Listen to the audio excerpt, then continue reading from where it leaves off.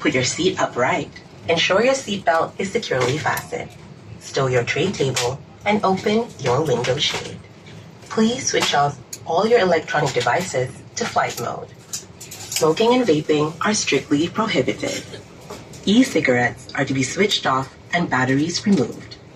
The charging and usage of e-cigarettes are strictly prohibited. Thank you. Sa mga mahal naming panauhin, maligayang pagdating sa AirAsia. Pinakikiusapan ang lahat ng panauhin na ituwid ang mga sandalan, tiklupin ang mga mesa, buksan ang tabing ng mga bintana, at ikabit ang seatbelt. Sa mga oras na ito, mangyari po lamang na ilagay ang lahat ng electronic devices sa flight mode.